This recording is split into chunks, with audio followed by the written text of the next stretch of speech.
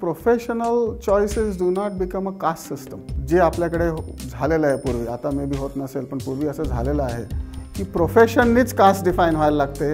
रिस्पेक्टची guarantee कशासाठी असते तर ती सक्सेससाठी नाही पाहिजे, मेहनतसाठी मान द्यावा.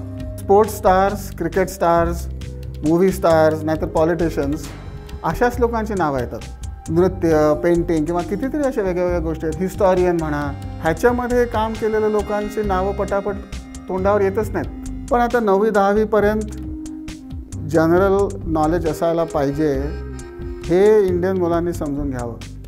Otherwise you become a narrow thinker. The American dream is follow your dream आणि still achieve all the other things that everybody else is chasing.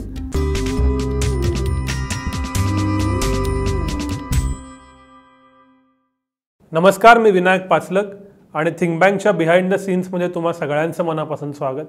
नवा दिवस, नवी चर्चा आणि आज एका खूप वेगळ्या व्यक्तीशी आपण गप्पा मारणार आहोत. गेले 39 वर्ष जे अमेरिकेत आहेत असे अमेरिकन फिजिसिस्ट डॉक्टर आशुतोष कोतवाल सर, की जे प्राध्यापकही आहेत, लार्ज हायड्रॉन कोलायड्रलसारख्या प्रोजेक्टवर काम करतात, हिग्स बोसॉनवरती काम करतात. ही नावं जी आपण फक्त ऐकून असतो त्याच्यावरती ॲक्च्युअली जो माणूस काम करतोय, जो मराठी आहे, अशा माणसाची बोलायची संधी आज मला मिळाली आहे. सर, स्वागत आहे तुमचं थिंक बँक. थँक्यू. आणि पहिली क्युरियोसिटी हीच आहे की खूप मोठी मोठी नावं आहेत, ही आम्ही खूप ऐकलं याच्याबद्दल, पेपरमध्ये येतं असं तसं. तुम्ही नक्की काय काम करता? माझं काम पार्टिकल फिजिक्सच्या क्षेत्रात आहे. मी पार्टिकल फिजिक्स काय आहे थोडंसं सांगतो. त्या क्षेत्रामध्ये मग परत 2 प्रकारचे स्पेशलायझेशन्स होतात. एक म्हणजे गणित करणारे लोक, म्हणजे त्याचे कॅल्क्युलेशन्स असे एक्झॅक्ट कॅल्क्युलेशन्स आहेत, ते कॅल्क्युलेशन्स डेव्हलप करायची, त्याचं गणित सोडवायचं, त्याची न्यूमेरिकल उत्तरं काढायची. म्हणजे निसर्गामध्ये कुठच्याही फेनॉमेनाचा एक्झॅक्ट उत्तर काय असेल असं त्या गणिताने निघतं. हे त्यांना आपण थिओरिटिकल फिजिसिस्ट म्हणतो. मग माझ्यासारखे एक्सपेरिमेंटल फिजिसिस्ट म्हणजे फेनॉमेना डिटेक्ट कसे करायचे, त्याच्यासाठी कुठचा प्रयोग करायचा. आता आमच्या फील्डमध्ये स्पेसिफिकली कोलायडिंग बीम्स वापरले जातात. तर ते का वापरले जातात ते मी थोडक्यात सांगेन. की पार्टिकल फिजिक्समध्ये आपल्याला ॲक्सेलरेटर कार लागतो, ह्याचं एक कारण आहे. मग ते ॲक्सेलरेटर कुठचे बांधायचे, ते कसे बांधायचे, मग ते ॲक्सेलरेटरमधून जे पार्टिकल्स आपटणार त्याच्यातून नवीन पार्टिकल्स तयार होतात. E=mc², आइन्स्टाईनचं E=mc². म्हणजे आपण एनर्जी आत घालणार, त्याच्यातून नवीन पार्टिकल्स, काय ज्याचा मास असेल ते बाहेर पडणार. ते पार्टिकल्स डिटेक्ट कसे करायचे, त्याचा पॅटर्नचा इंटरप्रिटेशन करून त्याचा अर्थ की इथे हिग्स बोसॉनचे तयार झाले, म्हणजे आपल्याला हिग्स बोसॉन डिटेक्ट झाला, ह्याचा एक्झॅक्ट अर्थ काय. ते डिटेक्शनसाठी मग सेन्सर्स बनवायला लागतात. त्या सेन्सरसाठी इलेक्ट्रॉनिक्स बनवायला लागतं. मग त्याच्या मागे खूपसे कम्प्युटर्स लावून त्याचा सॉफ्टवेअर लिहून त्याचा ॲनालिसिस करायला लागतो. सो आमचं फील्ड ओरिजिनली म्हणजे गुगल वगैरे व्हायच्या आधी बिग डेटा जो होता तो सगळा particle physics was the driver of big data. म्हणजे ॲक्च्युली लोकांना माहीत नसेल पण वेब, वर्ल्ड वाईड वेब जे डिझाईन कोणतरी केलं ते पार्टिकल फिजिक्सच्या एका कम्प्युटर सायंटिस्टने डिझाईन केलं आमच्यासाठी, इन्फॉर्मेशन शेअरिंगसाठी, कारण आमचा एवढा बिग डेटा होता म्हणून. तर हे सगळं जे एक्सपेरिमेंटल साईडला करायला लागतं, मग ते ॲनालिसिसमधून पेपर काढायचे आणि निसर्गामध्ये ह्या फेनॉमेना किंवा ह्या पार्टिकलच्या ह्या प्रॉपर्टीज आहेत हे एक्झॅक्ट टॅब्युलेशन करून त्याचं सगळं मागचा डिटेल्स पब्लिश करून एक्सपेरिमेंटलिस्ट हे काम करतात. सो पार्टिकल फिजिक्समध्ये माझं एक्सपेरिमेंटल साईजचं काम ह्याच्यातल्या बऱ्याच गोष्टींमध्ये आहे. म्हणजे sensor design, detector design, software design, मग ते सॉफ्टवेअर वापरून ॲनालिसिस आणि फायनल पेपर पब्लिकेशन. असं त्याचा एकच भाग जो सुरुवातीला मी म्हणालो, ॲक्सेलरेटर डिझाईन जो आहे, तर बीम बनवायचं जे शास्त्रज्ञांचे लोक काम करतात त्याच्यात माझा फारसा एक्सपर्टीस नाही आहे, त्याचं वेगळे लोक करतात. सो पार्टिकल फिजिक्स काय आहे हे मी तेवढ्यात बोललो नाही, पण त्याच्या मागचं जे 2 भूमिका आहेत की कॅल्क्युलेशन करा आणि प्रयोग करा, तो माझं एक्सपर्टीज प्रयोग करायच्या बाजूचं. सर, थेरॉटिकल गोष्टी तर अजून तुम्ही थेरॉटिकल प्लॅटफॉर्म्सवरती सांगतच असाल, पण जो कॉमन आमचा व्ह्यूअर आहे त्याच्या दृष्टीनं जे अमेरिकन ड्रीम असतं ते शक्यतो जॉब करणं, MS ला जाणं, खूप पैसे मिळवणं आणि मग त्याच्याबरोबर येणारी समृद्धी, तिथलं काय वेगवेगळे त्याचे मार्ग, हे जे प्युअर सायन्स आहे, या सायन्सकडं तुम्हाला का जावं असं वाटलं? आणि 40 वर्षापूर्वी तुम्ही जे अमेरिकन ड्रीम बघितलेलं तेच आज तुम्ही फॉलो केलं असं वाटतं का? अमेरिकन ड्रीम काय आहे मला माहिती आहे, पण अमेरिकन ड्रीममध्ये जे वेगवेगळे भाग आहेत, म्हणजे तुम्ही म्हणालात तसं की आपल्याला एक चांगली लाईफस्टाईल करता येईल, त्याच्यामध्ये मग फॅमिलीचं चांगलं करता येईल, मुलांचं चांगलं करता येईल, माझी स्वतःची हेल्थची चांगली काळजी घेता येईल, हे आपण सगळं जे सांसारिक गोष्टी म्हणतो ते अर्थात अमेरिकन ड्रीममध्ये आहे. पण मी एक अमेरिकन ड्रीमचा दुसरा भाग पुढे आणतो इथे, की तुम्हाला काय करायचं आहे, तुमच्या मनामध्ये खरी ओढ कुठच्या बाजूला आहे, तो तुम्हाला चॉईस करता येतो का. आणि हे जे दुसरं सांसारिक गोष्टी आहेत ह्याच्यामध्ये आणि स्वतःचं ड्रीम अमेरिकन ड्रीम नाही, स्वतःचं ड्रीम फॉलो करून मी तरी पण त्या बाकीच्या गोष्टी मिळवू शकतो का. म्हणजे मी उद्या पेंटर झालो किंवा आर्टिस्ट झालो किंवा लेखक झालो ह्याचा अर्थ मला गरिबीत राहावं लागणार बहुतेक, पण मी जर काहीतरी कमर्शियल फील्डमध्ये गेलो तर मग बाकी सगळ्या गोष्टी चांगल्या होतील. हा जनरली आता मी इथे लहान होतो तेव्हा हे मनात कळत होतं की अरे असे चॉईसेस केले, मी डॉक्टर इंजिनियर तुम्ही अशा गोष्टी झालात तर एक चांगलं लाईफ नंतर होतं. आता समजा तुम्हाला डॉक्टर इंजिनियर आवडत नाही, तुम्हाला लेखन आवडतं, तुम्हाला कलाचं काहीतरी गोष्टी आवडतात, तर तुम्हाला स्वतःचं ड्रीम न फॉलो करता दुसरं काहीतरी करायला लागलं then your own dream is crushed. So माझं म्हणणं असं आहे की the American dream really is तुम्ही स्वतःचं ड्रीम फॉलो करू शकता आणि तरी तुम्हाला फॅमिली लाईफची क्वालिटी, पर्सनल लाईफची क्वालिटी, पर्सनल फ्रीडम्सची क्वालिटी आणि आर्थिक वगैरे ह्या गोष्टी, स्वतःच्या मुलांचं आपल्याला जरा नीट करता येईल, हे सगळं करून तरी पण तुम्ही स्वतःच्या मनातलं गोष्ट घडवू शकता प्रोफेशनली. माझ्या मते खरा अमेरिकन ड्रीम हा आहे. कारण मी गेलो तेव्हा मला इंजिनिअरिंग आवडायचं, मग तिथे युनिव्हर्सिटी ऑफ पेन्सिल्व्हेनिया मला स्कॉलरशिप मिळाली अंडरग्रॅडसाठी. पोचल्यानंतर कळत होतं की इथे एक व्हॉर्टन स्कूल म्हणून बिझनेस स्कूल त्यांचं खूप चांगलं आहे. मग मी जाऊन त्यांना विचारलं की मला जर तुम्ही व्हॉर्टन स्कूलची डिग्री पण घेता आली, मला ड्युअल डिग्री जर करता आली तर मला त्या प्रोग्राममध्ये ॲडमिट कराल का. त्यांनी ॲडमिट केलं. मग विचारलं पण मला स्कॉलरशिप त्याची एक्सटेंड करून हवे तर ते कराल का. थोड्या वेळाने ते पण ठरलं. म्हटलं मग आता काय, आता मी दोन्ही डिग्रीज करणार.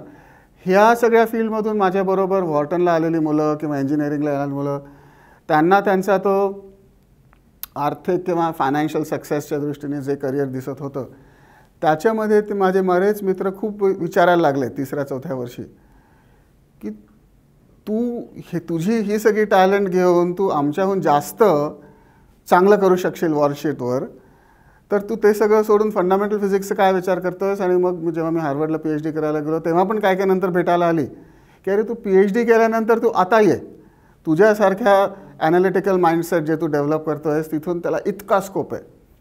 मी म्हटलं की स्कोप आहे पण कशासाठी, मी ते डोकं माझं कशासाठी वापरणार तिकडे. आणि इथे मला फंडामेंटल सायन्समध्ये जे त्या प्रश्नांचं स्वतःला कौतूहल वाटतं की प्रोटॉनच्या आतमध्ये काय आहे, इलेक्ट्रॉन आणि प्रोटॉनचे इंटरॅक्शन काय होते, किंवा हे सगळं जे मला आत्ता कळत नाही हे समजून घेणं आणि त्याच्यात मी माझं कॉन्ट्रीब्युशन करू शकेन, खरं माझं ड्रीम हे आहे.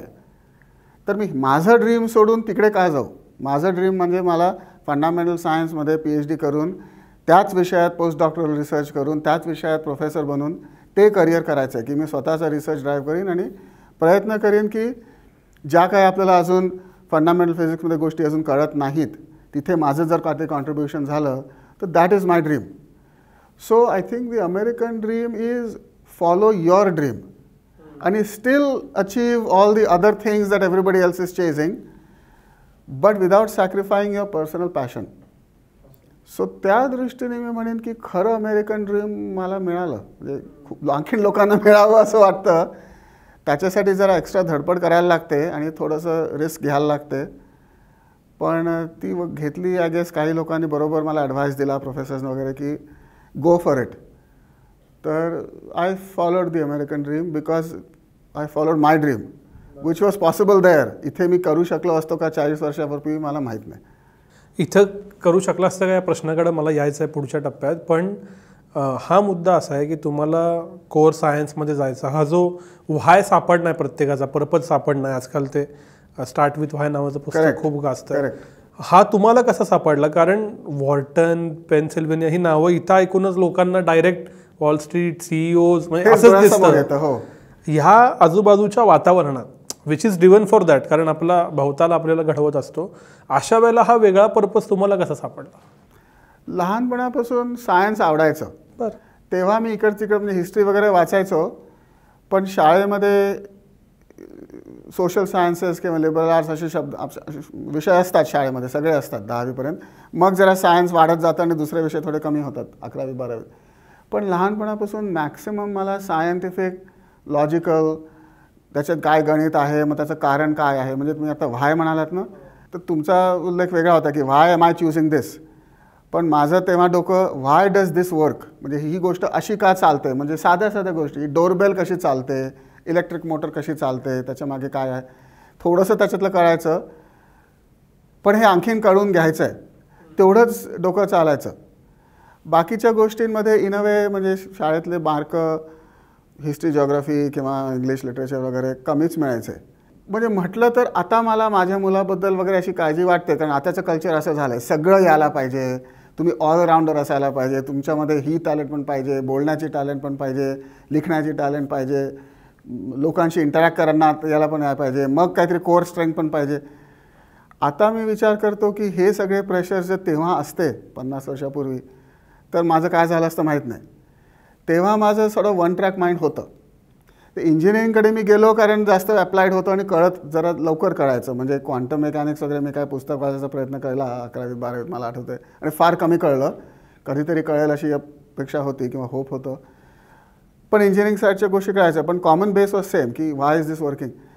तेव्हा ते वन ट्रॅक माइंड हे व्हॉर्टन ब्रिटनच्या बऱ्याच आधीच ठरलेलंच होतं. तेव्हा माझ्या वडिलांनी मला वाटतं ते ओळखलं की ह्याचं डोकं इकडे खूप चालतं. तर त्यांनी एक प्रकारचा कॉन्फिडन्स किंवा डिसिजन स्वतः घेतला मला वाटतं की त्याला आत्ता काय आवडत नाही आहे आणि त्याचा पुढे काय दुष्परिणाम होईल वगैरे ह्याची काळजी करू नका. जे ॲक्च्युली खूप आवडतं आहे आणि ज्याच्यामध्ये त्याचं सगळं डोकं सारखं तिथे चालत असतं, जे चांगलं चालतं आहे त्याचे पुश करा. Forget about what is missing, just keep pushing what is working आणि hammer on that and go ahead. मला वाटतं त्यांनी आधीच ओळखलं की हा सायन्स रिसर्चमध्ये जाईल.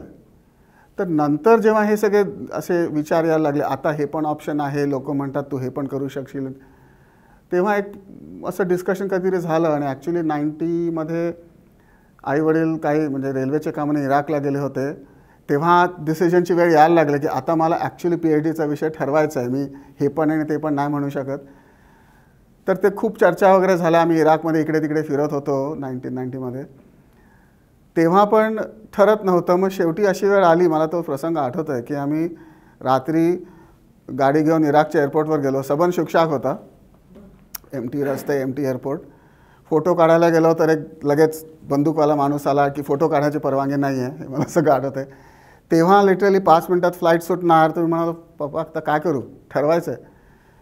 तर ते म्हणाले एवढं आपली चर्चा झाली आहे, क्लिअर आहे की हे पार्टिकल फिजिक्स वगैरे भयंकर इंटरेस्टिंग आहे आणि मुख्य म्हणजे तुला त्याच्यात भयंकर इंटरेस्ट आहे, मॅक्सिमम डोकं आता तुला त्याच्यात चालणार. तर तू काळजी करू नकोस की पुढे ह्याचं मला कशी नोकरी मिळेल, परत भारतात येता येईल की नाही, हे सगळे इफ देन बट सगळे विसर. आत्ता तुला ज्याच्यात मॅक्सिमम इंटरेस्ट आहे आणि मला दिसतं आहे की तुला त्याच्यात डोकं चालतं आहे, forget everything and just push ahead with it. बरं. परत आलो आणि ॲडवायझर्सने सांगितलं साइन मी अप, की मी I am signing up for my PhD in particle physics. आणि मग त्याच्यातून जे विषय ठरले, मग त्याच्यातून मला आयडिया सुचायला लागल्या आणि जस्ट पुश्ड अहेड. मग हळूहळू बाकीच्या गोष्टी कळायला लागतात. म्हणजे एकदा तुम्ही स्वतःचे प्रयोग करणार, मग त्याचं बजेटिंग करा, त्याचं लोकांशी बोला, कन्व्हिन्स करा वगैरे, ते स्किल्स हळूहळू येतात. I followed that one thing की if you think you have a dream just follow it. बाकीचं त्याचं काय होईल पुढे ही आत्ता काळजी करू नका. तर एकदा मी हा प्रश्न माझ्या तिथे फिजिक्सच्या मेंटरला म्हणजे दुसऱ्या अंडरग्रॅज्युएटच्या 2ऱ्या-3ऱ्या वर्षी पण विचारलं की ते पण म्हणतायत हां तू इंजिनिअरिंग का करतोस, तू हे सगळं सोड, तू फंडामेंटल फिजिक्समध्ये ये, बघ फार इंटरेस्टिंग आहे, कळायला लागलं की तुला आणखीन आवडायला लागेल. त्यांना पण मी तेच विचारलं, अरे मी ऐकलं की प्रोफेसरचं नोकरी मिळवणं, टेन्युअर मिळवणं अमेरिकेत भयंकर कठीण आहे. 100 लोकांनी PhD केली की त्याच्यातले फक्त 5% लोक प्रोफेसर होतात, बाकीचे इकडे तिकडे जातात. मला काहीतरी तुम्ही अश्युरन्स द्या. ते म्हणाले if you are the best at something you will always have a job. तर मी ते ऐकून घाबरलो. म्हणजे आपण आधी कसं सांगणार की मी कुठच्याही गोष्टीमध्ये बेस्ट होईन. तर ते वाक्य मी लक्षात ठेवलं आणि म्हटलं बरं that is one way out, की आपण जर काहीतरी असं करत राहिलो जे दुसऱ्यांना जमत नाही पण आपल्याला जमतं, कारण आपण त्याच्यात मेहनत जास्त करतो किंवा आपण सोडत नाही, असं, तर that is one solution. Not that I will try to become the best, but स्वतःचं पॅशन फॉलो करत राहिला तर दुसऱ्यांपेक्षा तुमचा जोर जास्त होतो त्याच्यामध्ये. तुम्ही मेहनत जास्त कराल, आयडियाज जास्त चालवाल, दमणार नाही, असे सगळे आता कळायला लागले. तर तेव्हा कळत नव्हतं, पण तसं करत करत हे घडलं आहे. सो कधीकधी फार जास्त बाकीच्या गोष्टींची काळजी न करणं, पण त्याच्यासाठी एकच गोष्ट हवी की तुम्हाला काय करायचं हे मनामध्ये भक्कम झालं पाहिजे. ते काय म्हणा, ते रिस्क टेकिंग म्हणा किंवा थोडंसं मी सोडणार नाही, हा जरा एक जोर जो येतो अंगामध्ये, तो येण्यासाठी ती गोष्ट मनामध्ये पक्की पाहिजे. तर ती आवडच तेवढी स्ट्रॉंग नसली तर मग ती चिकाटी येत नाही कधी कधी, असं मला वाटतं झालं असणार तेव्हा. खूप दोन महत्त्वाचे मुद्दे आहेत असं मला वाटतं. पहिला मुद्दा असा की तुम्ही उल्लेख केलात की जर्नलिस्ट होण्याचं जे आजचं प्रेशर आहे ते नव्हतं, आणि स्पेशलिस्ट होऊनही भागायचं, म्हणजे भागायचं ॲज इन तुमची गोष्ट पूर्ण व्हायची. आता खूप प्रेशर आहे, तुम्हाला हे आलं पाहिजे, आता खूप प्रेशर आहे. तर ह्याच्याबद्दल मला समजून घ्यायचं आहे की जर्नलिस्ट वर्सेस स्पेशलिस्टचं कॉन्फ्लिक्ट आत्ता वाढला आहे पूर्वीपेक्षा. दुसरं, तुम्ही म्हणालात की पालकांचा सपोर्ट किंवा मी जे समजून घेतलं त्यांनी निर्णयात मदत करणं. आज माझी जी पिढी आहे ती पोस्ट ग्लोबलायझेशन आहे. खूप लोकांच्या, आमच्या सुदैवानं फायनान्शियल स्टॅबिलिटी पाठीमागच्या पिढीला आहे, त्यामुळे आम्हाला हवं ते करू शकतो, जे कदाचित तुमच्या वेळेला तुम्ही प्रोबॅबली लकी असाल, खूप लोकांना ते त्यावेळी करता आलं का नाही स्वतःच्या मनाजोगं, ड्यू टू फायनान्शियल इम्प्लिकेशन.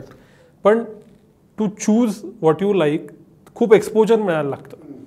आज ते एक्सपोजर पालक देतात का, त्यांनी ते कसं द्यावं, असे दोन प्रश्न माझ्या मनात तुमच्या उत्तरातून येतात. हां, सो एकदम बरोबर म्हणालात, हे शब्द बरोबर आहेत. आताचं जर्नलिस्टचं प्रेशर वाढलं आहे, म्हणजे इकॉनॉमी बदलले का, जगाचा पर्स्पेक्टिव्ह बदलला आहे. स्पेशलिस्ट काय करतात की स्पेशलिस्ट इन अ वे, माझ्या मते व्हॅल्यू क्रिएशन जे होतं ते ओरिजिनल स्पेशलिस्टने होतं.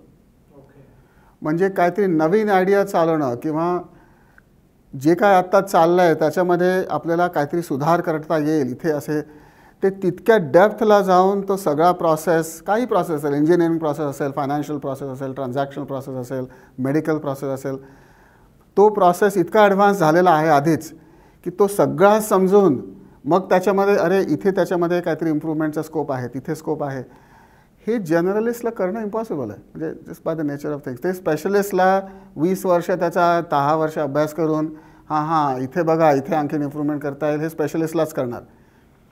सो जे काय आता जग जिथे जिथे चांगलं चाललं आहे तिथे त्याच्या पुढे आणखीन प्रोग्रेस करणं, मला वाटतं हे फक्त स्पेशलिस्ट करू शकतील. आता जर्नलिस्टचा तिथे रोल कुठे येतो की स्पेशलिस्टला व्हॅल्यू क्रिएशन करता येते, पण मग ती व्हॅल्यू डिसेमिनेशन, ती व्हॅल्यू दुसऱ्या लोकांना समजून दाखवणं, मग ते व्हॅल्यूचं काय कमर्शियलायझेशन असेल किंवा जनरल लोकांच्या समोर मांडून दाखवणं, त्याच्यासाठीचे सॉफ्ट स्किल्स लागतात, पीपल स्किल्स लागतात, त्याचे फायनान्शियल त्याचा बिझनेस मॉडेलला कसा जोडायचा त्याला, हे सगळं जे आहे बाकी सगळं घडवून आणायला त्याला जर्नलिस्ट लागतात. सो इन दी एंड मला असं वाटतं की ते होतं ना अर्जुनाचं ते चक्रव्यूहासारखं होतं की चक्रव्यूह असं आहे तर ते तोडायला ते अभिमन्यूला येतं, म्हणजे इज द स्पिअरहेड. स्पिअरहेड पुढे जाऊन आत घुसतात, मग त्याला सांगितलं गेलं की मी एकटा होणार नाही, मागे माझी जी आर्मी येईल ते क्रिएट करेल आणि we can all enter. So you need a bank of journalists to say that the specialist is the actual value creator. Then we will take what comes from there, आणि आपण ते बाकी सगळं जे सपोर्ट स्ट्रक्चर क्रिएट करायला लागतं ते support structure create करायला जर्नलिस्ट लागतात. त्यांना हे पण कळायला लागतं, ते पण कळायला लागतं, ह्यांच्याशी कसं बोलायचं, त्याचं फायनान्शियल इम्प्लिकेशन काय होईल, त्याचं हे इम्प्लिकेशन काय होईल. So tip of the spear has to be specialists. The rest of the spear behind that provides the mechanical support वगैरे इज द जर्नलिस्ट. आता त्याच्यामध्ये होतं काय की tip of the spear is a few people, ते जास्त त्यांना scope नाही आहे. जर्नलिस्ट जास्त लागतात मागचं सगळं सपोर्ट क्रिएट करायला. सो ह्या दृष्टीने त्याच्यामध्ये काय काय आहे म्हणजे there is no social hierarchy in my mind. There is different roles की specialist are the spear heads and the journalist are the support structure. So म्हणून जर्नलिस्टला जनरली स्कोप जास्त आहे कारण नोकऱ्या त्याच्यामध्ये जास्त निघणार. स्पिअर हेड्स किती निघणार, थोडेच लागतात. तर ज्यांना स्पेशलिस्ट बनायचं आहे त्यांना इन अ वे कठीण जास्त आहे. त्यांना तितकी जास्त स्वतःची स्पेशालिटी वाढवून व्हॅल्यू क्रिएशन कठीण जाणार. सो स्पेशलिस्ट हे करिअर तुम्ही निवडलं तर जास्त अपहिल आहे नॅचरली. जर्नलिस्ट बनायचं म्हटलं की कुठेतरी तुम्ही कुठच्या तरी सपोर्ट स्ट्रक्चरमध्ये स्वतःची व्हॅल्यू ॲडेड करू शकता. सोपं मी म्हणणार नाही, पण स्पेशलिस्टपेक्षा थोडं सोपं आहे. तर त्या दृष्टीने जनरली इन अ वे पालकांचं सेफ्टी माइंडेड जर अप्रोच असला की माझ्या मुलांचं बरं व्हावं, त्यांचं फॅमिली नीट व्हावी वगैरे हे सगळ्यांनाच वाटतं, तर त्याच्यामध्ये काय म्हणायचं इझियर वे नाही मी म्हणणार, पण समवॉट मोर अश्युअरिंग की जर्नलिस्ट म्हणून तुमचं एक ठराविक लेवलचं करिअर होऊ शकेल. स्पेशलिस्ट सक्सेसफुल झालात तर तुम्ही स्पिअर हेड होणार, नाही सक्सेसफुल झालात तर मग तुमचं काय होईल. ही गोष्ट भारतासारख्या देशामध्ये मग जास्त रिस्की होते. आणि खरं अमेरिकन ड्रीम असं आहे, मला वाटतं पूर्वी तरी होतं, की तुम्ही कुठच्याही प्रकरणामध्ये स्पेशलिस्ट झाला तरी जरी स्पिअर हेड नाही झाला तरी एक स्मॉलर स्पिअर हेड, म्हणजे जरा many more spears there than here असं होतं. म्हणून everybody could follow their dream a little bit easier there असं होतं. सो आता तो पर्सनल चॉईस आहे, त्याच्यातून प्रेशर काढणं हे मला वाटतं थोडं चुकीचं आहे. मुलांना समजावून सांगा त्यांची स्वतःची पुश किती आहे, त्यांची एनर्जी, म्हणजे इनडिफॅक्टेबल कोणतरी जर असलं तर स्पेशलिस्टचा चान्स घेणं बरोबर आहे असं मला वाटतं. कारण तुम्हाला जास्त वर्ष धडपड करायला लागेल, जास्त वर्ष त्याचं फळ मिळत नसलं तरी पुश ऑन. मग इकडे तिकडे बाकीचे माझे मित्र जर्नलिस्ट झाले, अरे त्यांचं आत्तापर्यंत करिअर पण चाललं आहे, नोकरी पण चालले आहे, लग्न पण झालं, हे झालं ते झालं, मुलं आपण ऐकतो ना हे सगळं, अरे ह्यांचं बघ त्यांचं बघ, मुलं पण झाली, बाळं पण झाली, तू अजूनही PhD करतोयस, तू अजूनही पोस्टडॉक करतोयस. थोडंसं डिले होऊ शकतं हे सगळं. त्या चॉईसेसचे हे कॉन्सिक्वेन्सेस आहेत हे समजून घ्या आणि समजून घेऊन तितकं घाबरायचं नाही. प्रत्येक चॉईसचं फ्रीडम आता मिळतं आहे. म्हणजे चांगली गोष्ट अशी झाली आहे की चॉईसेसचं फ्रीडम जास्त आहे, पण freedom of choice doesn't mean guarantee. हे जरा समजून घ्यायला लागतं. फ्रीडम ऑफ चॉईस म्हणजे consequences are also yours. Freedom of choice comes with the responsibility की कॉन्सिक्वेन्सेस पण तुमची जबाबदारी झाली, कोणीच तुमच्यावर दबाव घातला नाही. तर आता जे घडतं त्याची जबाबदारी पण तुमची झाली. मग म्हणू नका की मला कोणतरी असं सांगितलं म्हणून मी ऐकलं आणि आता बघा चालत नाही. नाही, तुमचाच निर्णय होता, आता तुमचा झाला. हे अमेरिकेत पण झालं आहे की जास्त जास्त लोक ना असं वाटायला लागलं की जर्नलिस्ट बनून सोपं होतं किंवा जास्त चांगलं होतं, पण त्याच्यामध्ये कुठेतरी चुकतं, म्हणजे सोसायटी लेवलला कुठेतरी चुकतं जेव्हा सगळ्यांनाच जर्नलिस्ट बनायचं आहे आणि ते जर फार जास्त झालं माइंडसेट की स्पेशलिस्टचं महत्त्वच कमी व्हायला लागलं आणि लोक विसरायलाच लागली की प्रत्येक नवीन कुठची तरी आयडिया कुठच्या तरी स्पेशलिस्ट म्हणून निघते. त्याच्यानंतर ते सगळं कमर्शियलायझेशन युसेज वगैरे जर्नलिस्टमुळे होतं.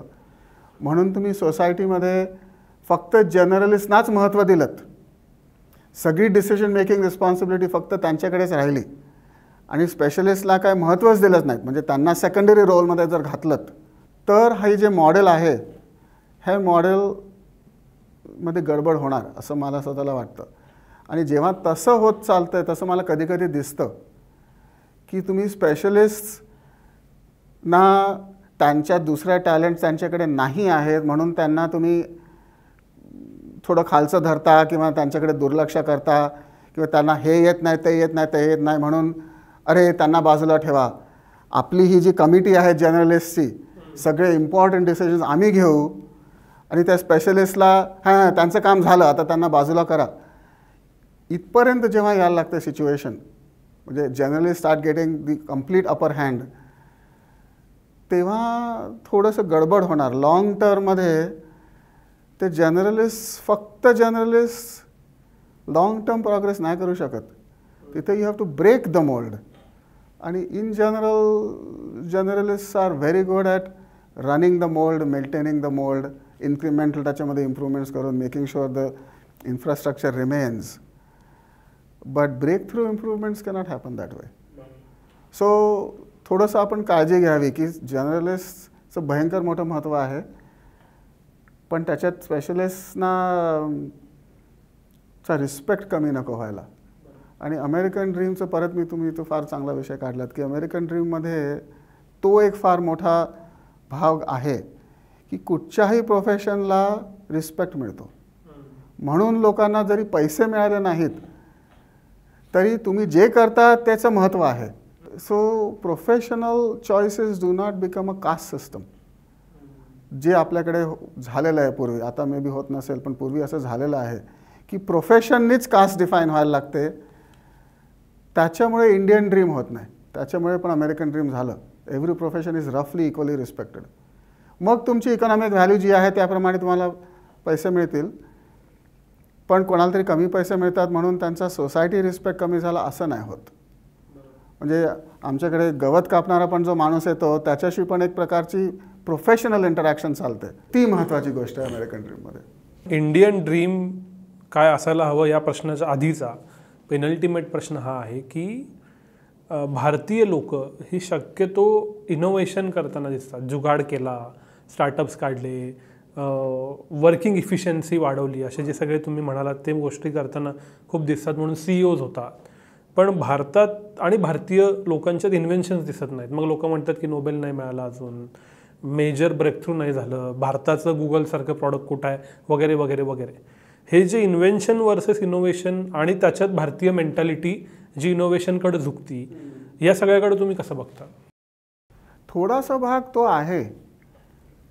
ती जी एक professional choices become a kind of social caste system, ह्या प्रेशरनी तुम्हाला काहीतरी जर वेगळे प्रयोग करायचे असले ज्याच्यामध्ये ज्याला आपण यश मिळालं, ह्याच्या काही कॅटेगरीज ज्या आहेत त्या जनरली कशा धरल्या जातात. यश मिळालं म्हणजे तुमचा हे चेकमार्क झालं एका ठराविक वयापर्यंत ही लोक तुम्हाला यश मिळालं असं म्हणत जातात.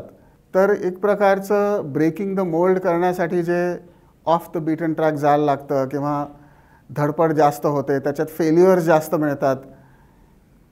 आणि किती लोकांना तसे फेल्युअर्स करत करत कोणाला तरी एकाला सक्सेस मिळतो की ॲक्च्युली ब्रेक द मोल्ड होऊन काहीतरी चांगली आयडिया निघते.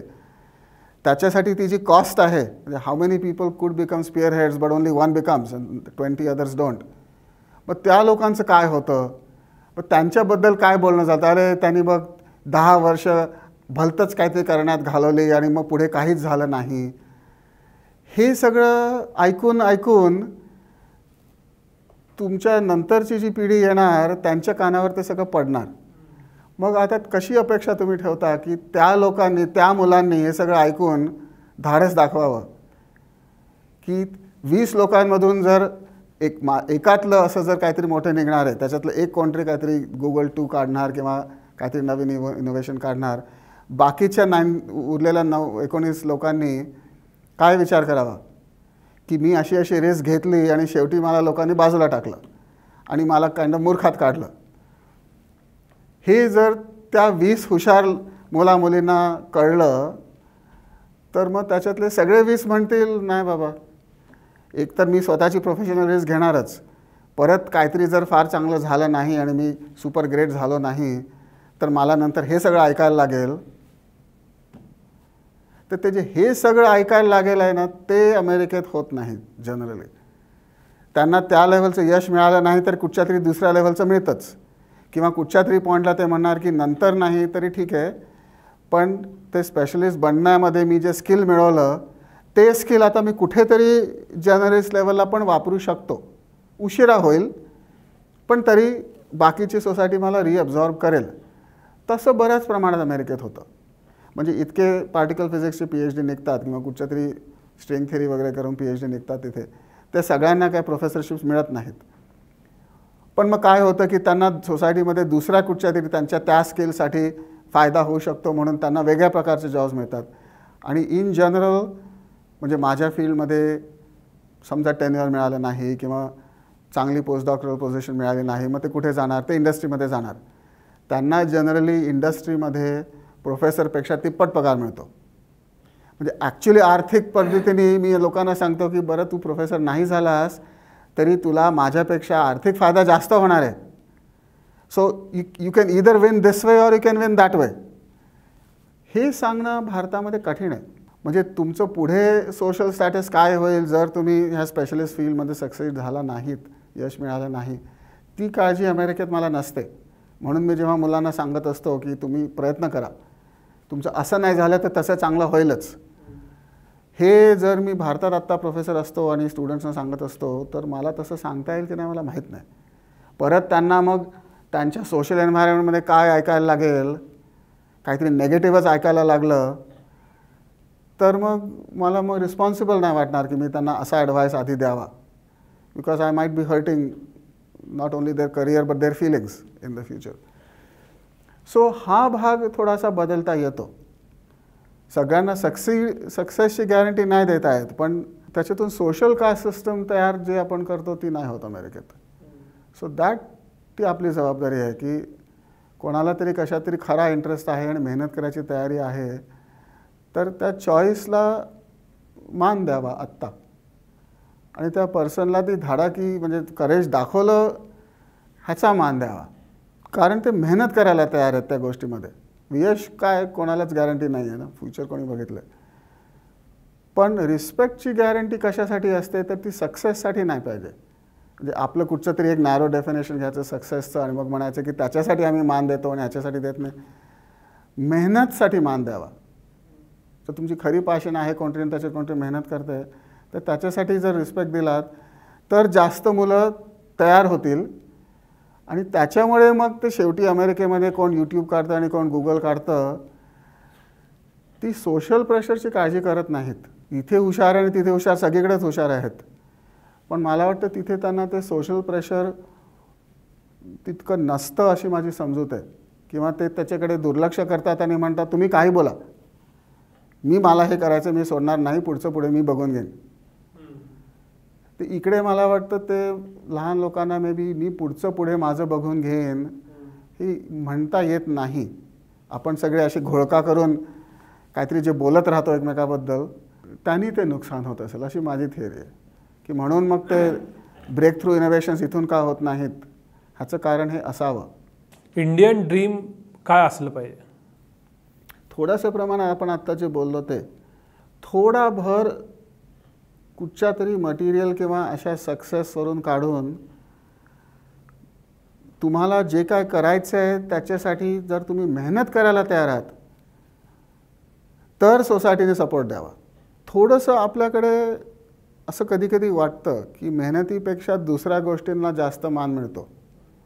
आणि ऑनेस्ट हार्डवर्क किंवा पॅशन ड्रिव्हन हार्डवर्क ही गोष्ट का माहीत नाही. मे बी काहीतरी आपली हिस्टॉरिकल बॅगेज असेल की आपण कधीतरी कोणासाठी तरी खूप मेहनत, दुसऱ्या लोकांसाठी मेहनत केली, काहीतरी असू शकेल. म्हणजे थोडंसं मला माहीत नाही. आणि पुढे काय झालं, सगळं क्रेडिट दुसरंच कोणतरी घेऊन गेलं वगैरे, असं काहीतरी जर झालं असलं आपलं जनरल सोसायटल हिस्ट्रीमध्ये. म्हणून आता सगळे जर आपण थोडेसे घाबरलेलो असलो की स्वतःच्या डेस्टिनीवर जरा जास्त कंट्रोल असला तर बरं, म्हणून आपण जर लहान लोकांना असं सांगत असलो की कंट्रोल घ्यायला बघा, अशा गोष्टी करायला बघा ज्याच्यामध्ये तुम्ही पटापट स्वतःची डेस्टिनी कंट्रोल करू शकता आणि दुसऱ्यांना पटापट गोष्टी सांगू शकता. म्हणजे मॅनेजरसारखे जॉब्स वगैरे जे असतात ना ज्याच्यामध्ये इंटेलेक्च्युअल इनिशिएटिव्हपेक्षा पीपल कंट्रोल हे जास्त महत्त्वाचं आहे. मग ऑटोमॅटिकली तुम्ही जर्नलिस्टकडे भर जास्त देता. तुम्ही पर्सनल इनोव्हेशनपेक्षा controlling the work of others अशा गोष्टींना जास्त मान देता असं इम्प्रेशन जर, आणि लहान मुलांना वाटतं त्यापेक्षा जास्त कळतं. म्हणजे दुसऱ्यांचे विचार काय आहेत, कशाला महत्त्व देतात कशाला देत नाहीत, हे जे पीपल रिडिंग स्किल असतं हे मला असं वाटतं की लहान मुलांना कळतं. ते बोलत नाहीत जास्त. तर लोकांना वाटत असेल हां आपण मुलांसमोर बोलतो आहे ना, त्यांना काय करणार आहे. सो आजूबाजूला मुलं असतात, पण मला असं वाटतं की ते ऐकत असतात. आणि हळूहळू 5, 10, 15 वर्षाचे वाढत असताना जर आपण सगळे त्यांच्याभोवती असं बोलत राहिलो तर त्यांचा माइंडसेट तसा घडत जातो. हां, म्हणजे लोकांना कुठच्या गोष्टीचा रिस्पेक्ट आहे आणि कशाचा नाही आहे हे मला कळलं आहे आतापर्यंत. मग त्यांचे पुढचे डिसिजन्स तसेच होतील. मग ते का गुगल आणि हे इन्व्हेंट करायला जाणार किंवा नोबेल प्राईज विनिंग करायला जे काय रिस्क टेकिंग लागतं ते करायला कशाला करायला जातील. Because some generalist are always having the upper hand. कुठेतरी ते कंट्रोल करतात सगळंच. So why should I bother. की इंडियन ड्रीममध्ये पर्सनल इनिशिएटिव्ह आणि त्याच्या मागची हार्डवर्क, म्हणजे नुसतंच तोंडाच्या वाफा नको आहेत, तशा पण असतात खूप, पण त्याच्यामागे जर धाडस करायची आणि मेहनत करायची जर कोणामध्ये तरी दिसत आहेत, मुलामध्ये मुलीमध्ये गट्स आहेत, तर त्याचा रिस्पेक्ट करावा. बऱ्याच लोकांना रिस्पेक्ट मिळाला तर ते बाकी सगळं करायला तयार असतात, पण त्याच्यावरचे नेगेटिव्ह इम्प्रेशन्स लोक आपल्याला देत आहेत हे म्हणून मग त्रास व्हायला लागतो मनात. मग लोक तिकडे जाणार नाहीत. So the dream creation, the dreams are there असं मला म्हणायचं आहे.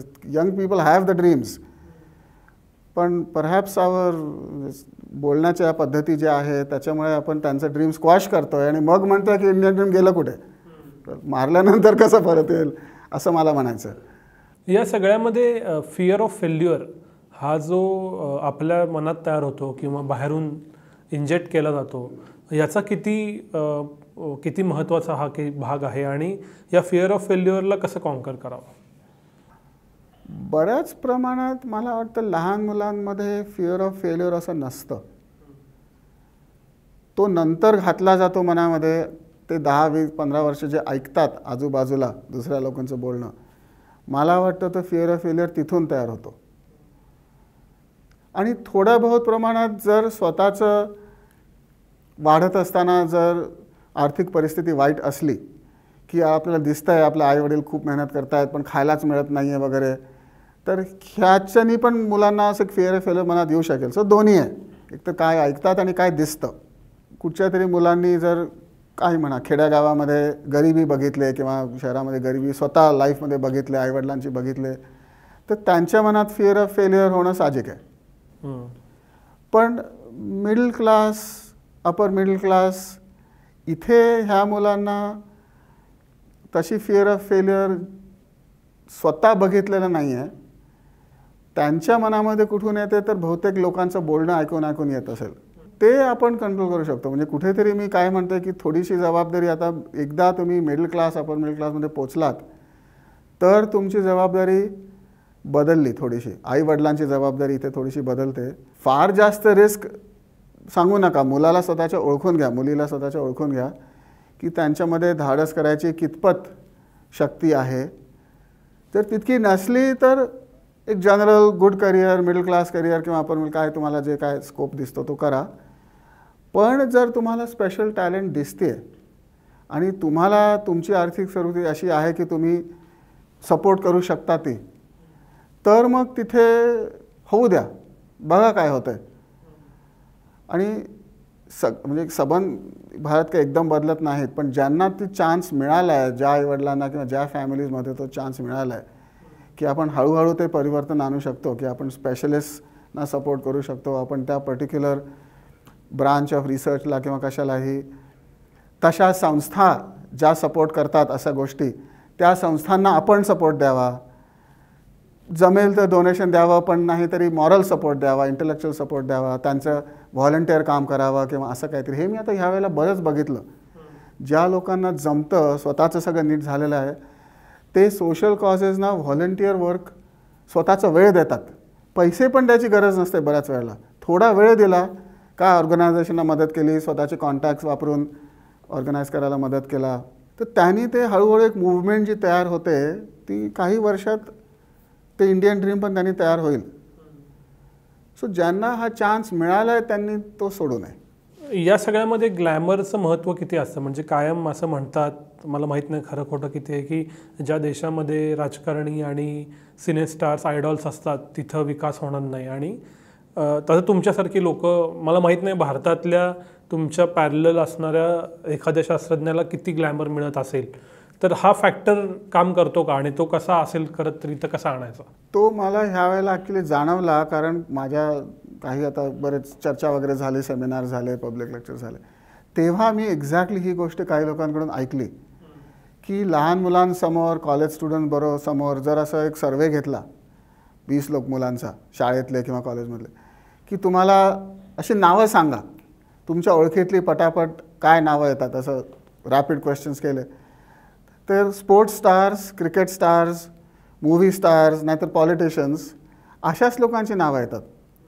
म्हणजे असं वाटतं की यंग लोकांच्या समोर हिरोज पटकन जर नावं सांगायला गेलं तर लिटररी हिरोज, सायंटिफिक हिरोज किंवा नृत्य, पेंटिंग किंवा कितीतरी अशा वेगवेगळ्या गोष्टी आहेत, हिस्टॉरियन म्हणा, ह्याच्यामध्ये काम केलेल्या लोकांची नावं पटापट तोंडावर येतच नाहीत. ह्याच्यातून एक पटकन ग्लिम्स येते की डॉमिनेशन कुठे आहे, म्हणजे स्ट्रीम ऑफ कॉन्शियसनेस, सगळ्या लोकांच्या मनामध्ये कोणतरी इथे चाललं आहे तिथे चाललं आहे, तेव्हा मनामध्ये जे काय व्हिज्युअल इमेजेस येत असतात, काहीतरी स्वतःच्या कामाचे येत असतात, पण एरवी आपण त्याच्यापासून दूर राहिलो तर आपल्या डोळ्यासमोर सिनेमा, नाटक, स्पोर्ट्स, नाहीतर पॉलिटिक्स, कुठेही टी व्ही लावला किंवा काही चर्चा झाली, न्यूजपेपर उघडला तर 90% हेच असतं. So this is overwhelming us, म्हणजे our thinking is overwhelmed by this 2 or 3 things. तर काही लोक मला म्हणाली हे बदलायला पाहिजे, लोकांसमोर दुसऱ्या फील्ड्समधली कामं जी चालली आहेत ती का समोर येत नाहीत. आता ती मग मीडियामधून येत नाहीत का डोंट नो, म्हणजे समहाव ग्लॅमर काय, प्रत्येक लोक ना कुठच्याही ह्या चक्रामध्ये आम्ही इकडे ग्लॅमर देत नाही कारण मग ती लोक आमचा पेपर विकत घेणार नाहीत. लोक पेपर का विकत घेतात, मॅगझिन का विकत घेतात, कारण त्यांना हे हवं आहे, त्यांना कुठच्या बॉलिवूड स्टारचं काय झालं किंवा ह्या कालच्या पॉलिटिक्समध्ये आज काय झालं हीच बातमी ते वाचतात आणि त्याच्यासाठी ते विकत घेतात. म्हणून we are serving our customers आणि customer is always right. So ती रिस्पॉन्सिबिलिटी इथून शिफ्ट होते आणि ती कस्टमर्सवर जाते. आता कस्टमर्सना विचारलं तर ते म्हणतील पण ते असं गोल सर्कल आहे, विशेष सर्कलसारखं, कारण आम्ही जर प्रत्येक मॅगझिन आणि प्रत्येक न्यूजपेपरमध्ये फक्त हेच बघत राहिलो तर आमच्यासमोर दुसरी लोक काम करणारी समोरच येत नाहीत, मग आम्हाला त्यांचा विचार करता येत नाही. सो सर्कलमध्ये जर सगळेच फिंगर पॉइंटिंग करत बसले तर that's what a vicious circle is. कोणी कसं मला माहीत नाही, पण कुठेतरी हे तोडून कट द विशियस सर्कल आणि inject some other important things. आता म्हणजे मी स्वतः लोकांना मी हे का करतो तर क्युरिओसिटी बेस्ड रिसर्च, ते क्युरिओसिटी फॉलो करण्याची जी मजा आहे ती मजा कशी गाणं ऐकण्यामध्ये, सिनेमा बघण्यामध्ये किंवा सूर्योदय जेव्हा होतो केवढा सुंदर दिसतो, ते आपण का मेहनत करतो सूर्योदय बघायला, की आपल्याला काहीतरी ते बघून फार असं मस्त वाटतं, त्याच्यासाठी आपण मेहनत करतो पण काहीतरी ग्रॅन वाटतं. तसा तुम्ही जर कुठच्याही क्युरिओसिटी ड्रिव्हन गोष्टीचा विचार केलात आणि त्याची थोडी मेहनत घेतली तर त्याचा पण एक मजा असतो. जसं गाणं ऐकण्यामध्ये काहीतरी जो मजा येतो तसा ह्याच्यामध्ये पण मजा येतो. सो लोकांनी ते अप्रिशिएट करावं.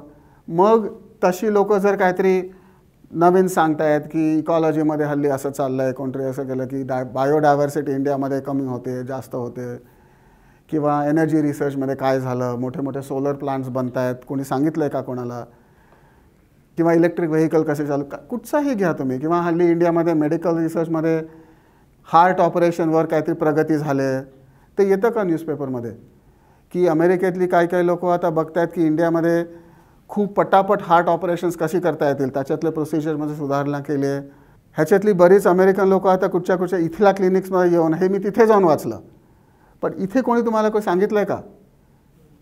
तर तुम्ही जर कोणतरी कुठून तरी असे हिरोज डोळ्यासमोर जर आणले नाहीत तर मग सगळे एकमेकाकडे पॉईंट करत बसतील आणि काहीच बदलणार नाही. So we have to expand our horizon little bit, all of अस.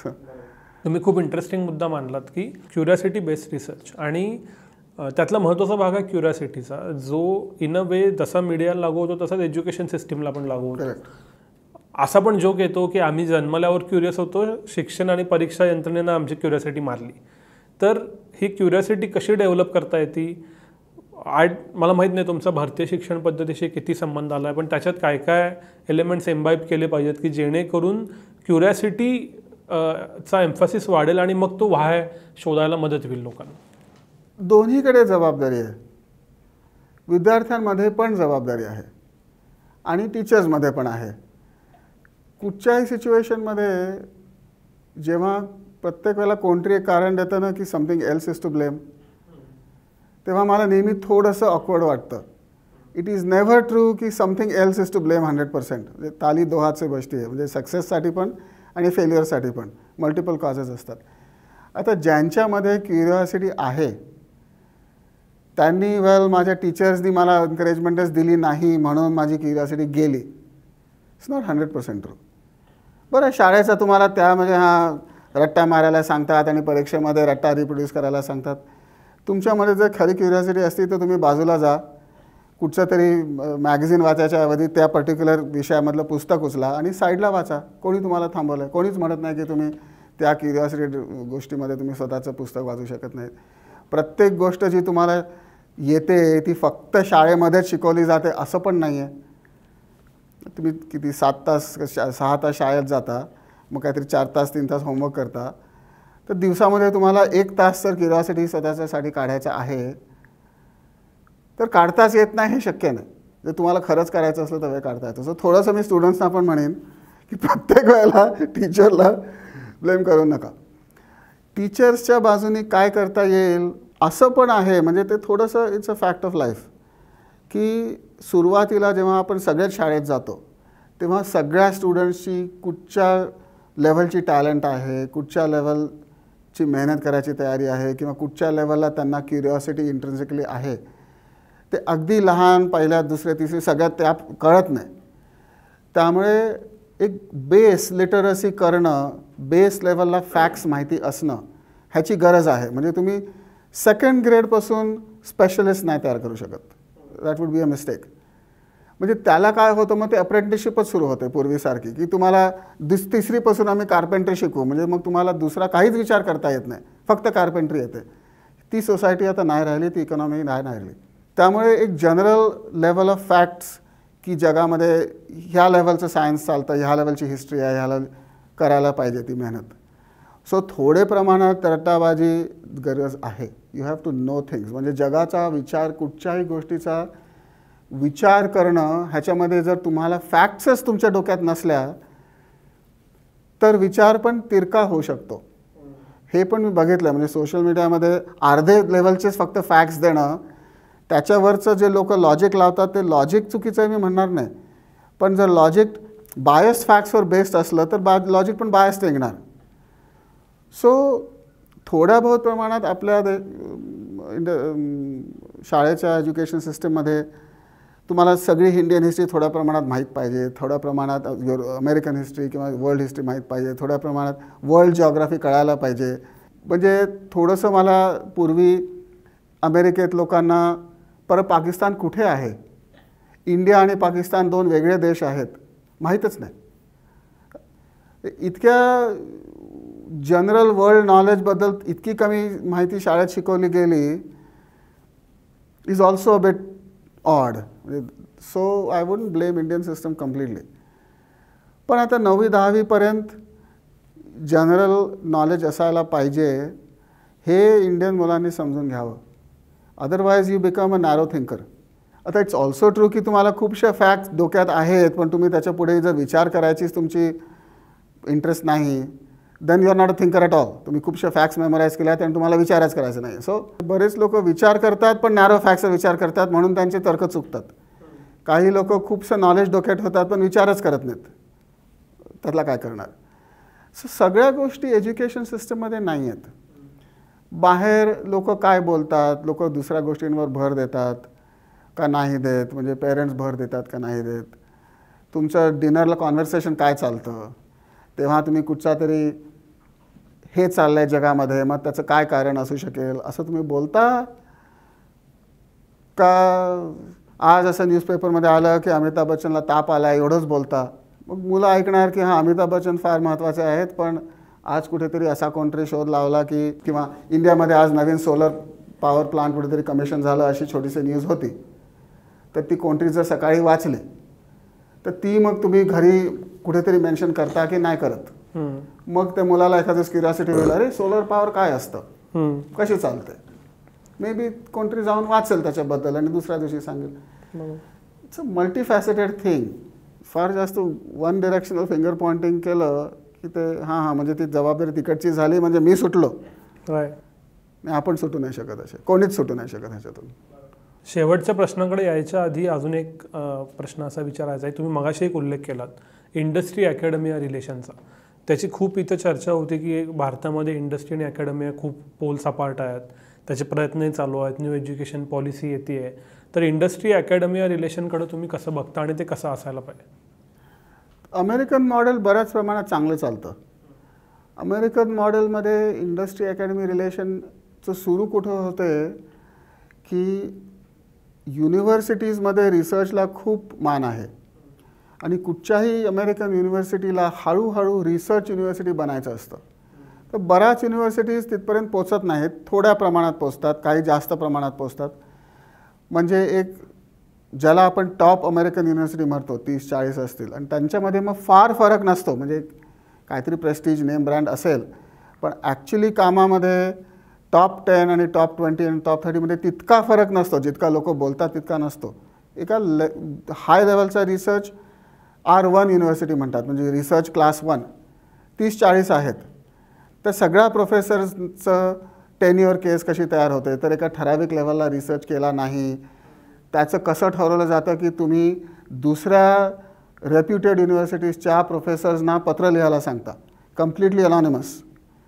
असे 5 ते 10 पत्र गोळा करायची, त्या तुमच्या युनिव्हर्सिटीच्या कमिटीने गोळा करायची. म्हणजे इंटरनल प्रमोशन असतं पण त्याचा डिसिजन बाहेरच्या पत्रांवरून होतो आणि ती पत्र मग तुम्ही कोणाला मागितलीत हा फार मोठा इश्यू असतो. म्हणजे मग जी लोक ठरवतात की आपण ह्यांना विचारूया ह्यांना, त्या लोकांना जस्टिफिकेशन करायला लागतं बाकीच्या 30 लोकांना की तुम्ही ह्याला निवडलात, ह्यांचं कॅन्डिडेटशी काय नातं आहे, ते स्वतःचेच काकामामा आहेत पण त्यांचेच ॲडवायझर आहेत का, त्यांचेच कोणतरी पूर्वीचे कनेक्शन जर असलं तर ते ऑब्व्हियसली त्याला सपोर्ट करणार. त्याला आर्म्स लेंथ म्हणतात की ज्यांचं पर्सनल कनेक्शन नाही आहे, इनफॅक्ट ज्यांचं कम्पिटिंग रिसर्च आहे, अशा लोकांना विचारून बघा की त्यांचा ह्यांच्याबद्दल किती रिस्पेक्ट आहे. कॅन्डिडेटला कधीही करणार नाही की ते कोण होते. ही सगळी करून मग तुम्ही ते प्रोफेसर्स आणता आणि त्यांचा रिसर्च बघता. त्यामुळे युनिव्हर्सिटीमध्ये जो रिसर्च चालतो तो एका ठराविक स्टँडर्डचा असतो. त्या स्टँडर्डचा रिसर्चचा फायदा काढण्यासाठी मग कॉर्पोरेशन्स युनिव्हर्सिटीकडे येतात की आम्हाला ह्या प्रोफेसरशी कोलॅबोरेट करायचं आहे, आम्ही त्यांना ग्रांट द्यायला तयार आहोत, मग त्यांचे स्टुडंट्स आमच्याकडे येतील का, मग काय कॉन्फ्लिक्ट ऑफ इंटरेस्ट होईल का. म्हणजे हे सगळं मी एका कमिटीवर आहे आत्ता, त्याचे बरेच डिस्कशन्स चालले आहेत.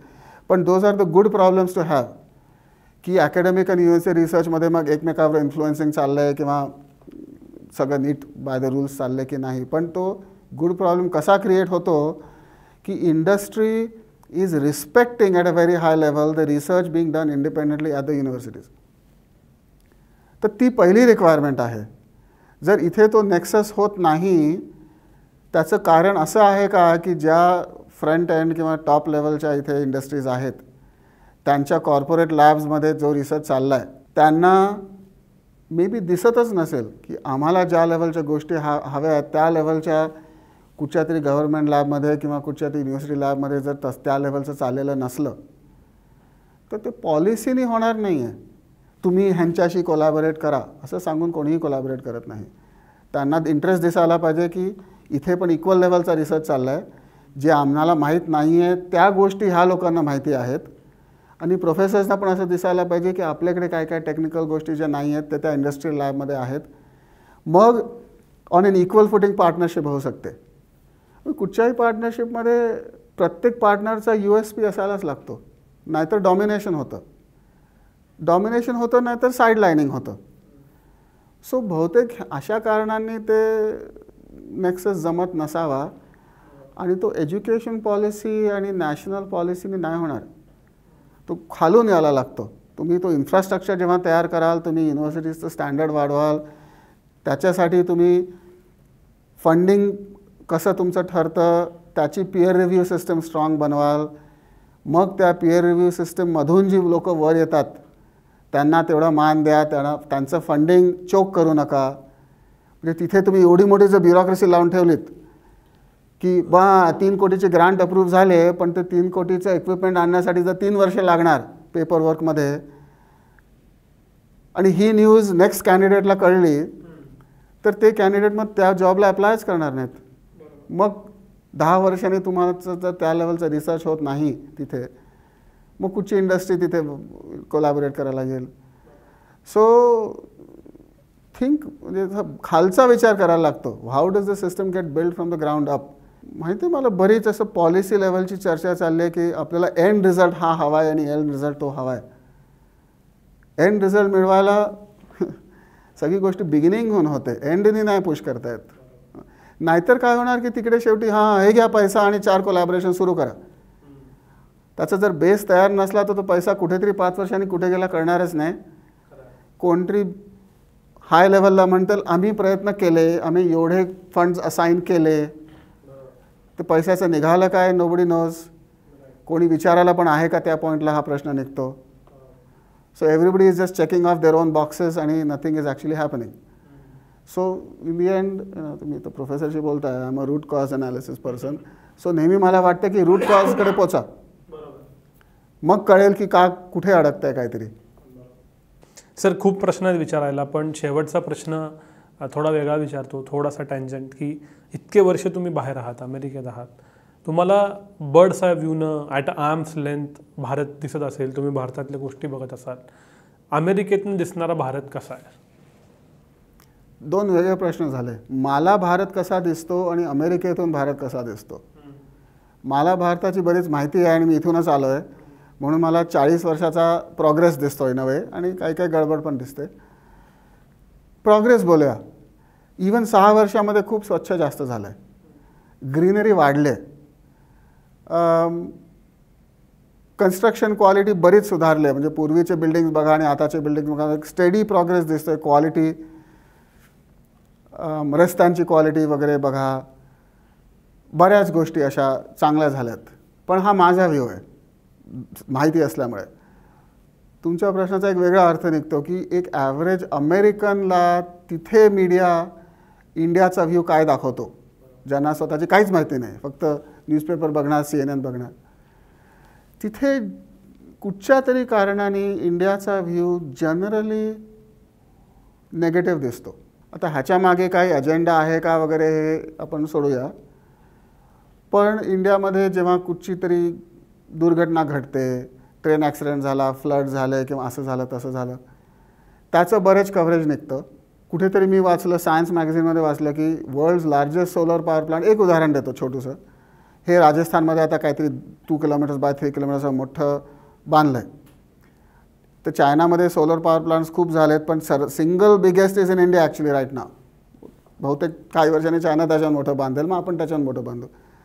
अशा इकडच्या तिकडच्या काही न्यूज, चांगल्या गोष्टी घडणाऱ्या न्यूजचं कव्हरेज अमेरिकेत इंडियाबद्दल दाखवलं जात नाही. ते इकडे तिकडे मला ती माहिती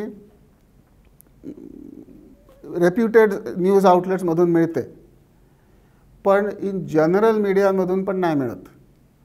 सो ह्याचं काहीतरी कारण असावं. म्हणजे why good news from India never gets out. म्हणजे भारतामध्ये पण थोडी कमीच दिसते आणि अमेरिकेत आणखीन कमी दाखवली जाते. थोडंसं कोणतरी रिसर्च करावा ह्या गोष्टीवर की there is some geopolitical thing going on here. जास्त नावं घेत नाही, पण असं काहीतरी कारण असावं का.